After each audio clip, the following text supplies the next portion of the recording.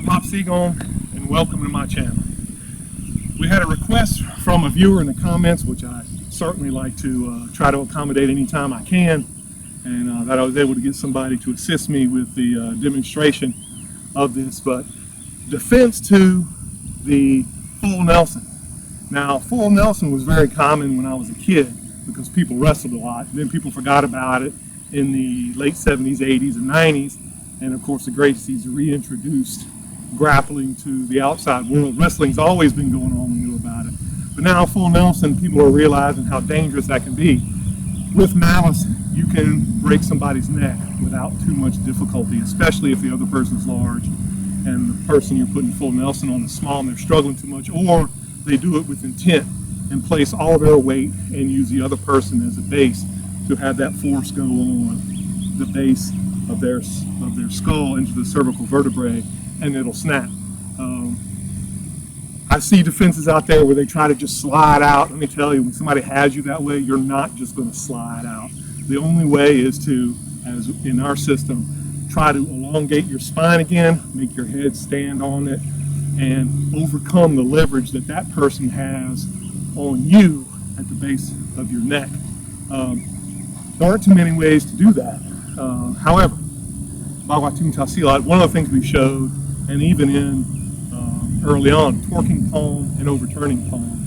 Torquing palm is this maneuver. You use that as a way to leverage, and of course, the closer you are to yourself, the more strength and power you have to commit, and you can press it on your forehead against that person who has you in full Nelson, and to straighten your head along your spine to prevent injury. And it also puts pressure on his fingers, which are a lot smaller bones than your skull and your forearms.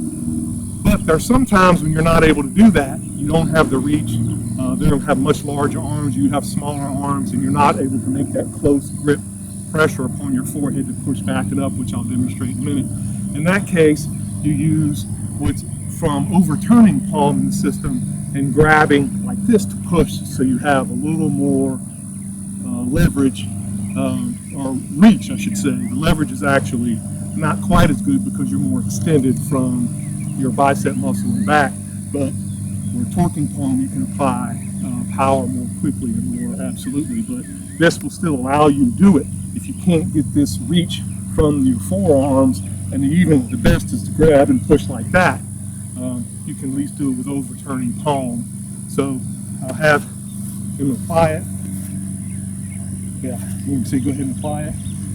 Yeah, so now you see him doing it, and I can't do anything. If I try to slip out, he's simply going to take up that space and put more weight upon my neck, which is definitely a problem. So in order to get out of that, I show torquing palm and push, and you can see, and step through. And you can see the pain on your fingers from the you can see, because now my weight, I'm placing my weight on his fingers and shoulders to try to support me by elongating my spine and assuming the proper position that which we strive to maintain in Bagua Kuntao Silat.